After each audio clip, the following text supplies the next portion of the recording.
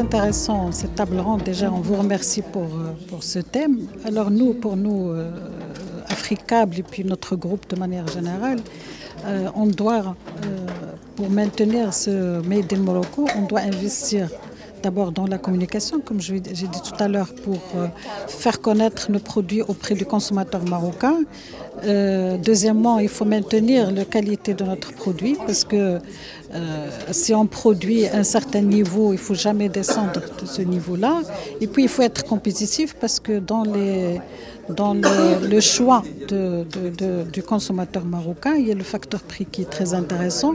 Alors, pour être compétitif, il faut investir dans l'optimisation, dans les énergies renouvelables, pour réduire le coût de l'énergie dans le coût de notre production, dans les nouveaux outils de production, etc. etc. Donc, les trois paramètres doivent être maintenus. Et puis, il y a aussi un autre point qui est très important, c'est qu'on doit continuer à défendre ou à évoquer des sujets importants auprès du ministère du tutelle pour la protection du consommateur, pour la surveillance du marché par rapport à tout ce qui est produit de mauvaise qualité ou des marques un peu non conformes. Donc ça, c'est notre rôle parce qu'on doit lever le niveau de produits présentés aux consommateurs marocains. Et c'est ça, en fait, notre cheval de bataille pour maintenir notre niveau aujourd'hui. Alhamdoulilah, on a un certain niveau, on vend la première monte.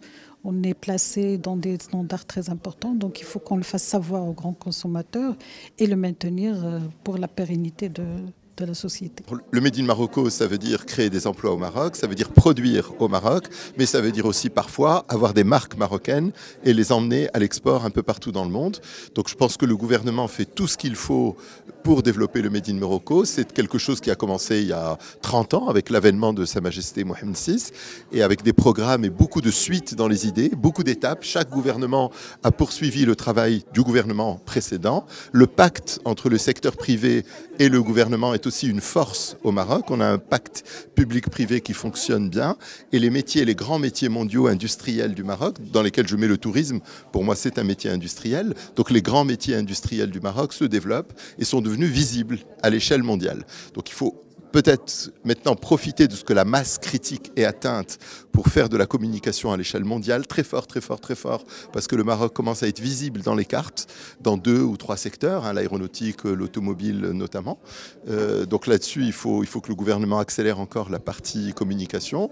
Il faut emmener avec soi le secteur privé marocain, il faut être très pédagogue, très patient. Il faut créer des relais entre les gens qui ont de l'argent et les gens qui ont le savoir-faire. Il y a des gens qui peuvent être le promoteur entrepreneur et il y a des gens qui sont des capitalistes mais qui n'ont pas d'habitude avec le secteur industriel. Et enfin, il faut s'adresser aux consommateurs aussi et encourager le consommateur à bien regarder ce qu'il achète dans les supermarchés et chez l'épicier et donner toujours avantage aux marques marocaines parce qu'elles créent de l'emploi et des salaires sur le territoire marocain. Moi, je pense que les choses se sont beaucoup accélérées sur les dernières années. C'est-à-dire, on le voit, c'est-à-dire, on ne peut pas dire que l'investissement aujourd'hui est en perte de vitesse, au contraire. C'est-à-dire que ce soit au niveau du gouvernement, au niveau de l'État, au niveau de l'administration, on constate qu'il y a une vraie accélération là-dessus.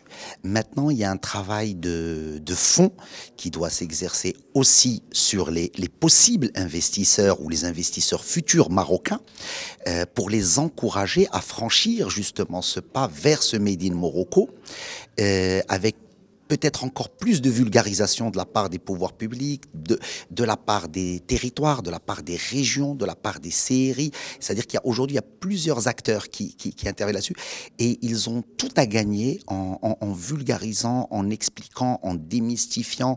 Le ministère de l'Emploi aussi a un rôle clé à jouer là-dessus, en expliquant encore mieux quelle est la législation du travail.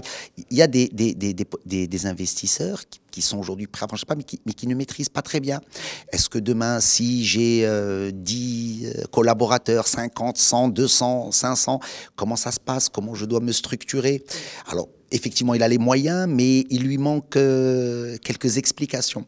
Et là-dessus, je pense qu'il faut vraiment travailler à offrir des projets avec quasiment clé en main, au moins la partie amont de l'opérationnel.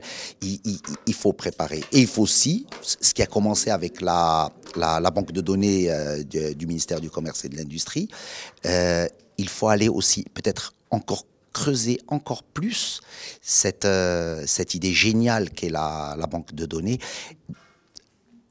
y mettre plus de détails et peut-être un accompagnement encore plus ciblé. Je pense que là, le ministère et l'État a tout à y gagner en essayant à ce moment-là de jouer quasiment un rôle de commercial de cette banque de données et des entreprises dont le pays a besoin. Moi, je pense qu'aujourd'hui, l'État, mais surtout avec les territoires, c'est-à-dire avec vraiment les régions, elles ont un rôle clé là, au-dessus de l'administration centrale. Elles doivent pousser pour dire qu'est-ce qui marche chez elles, quelles sont les industries qui peuvent être créées chez elles, quelles sont les entreprises qui peuvent être créées chez elles, quel est leur bassin d'emploi pour aller le plus loin possible là-dessus.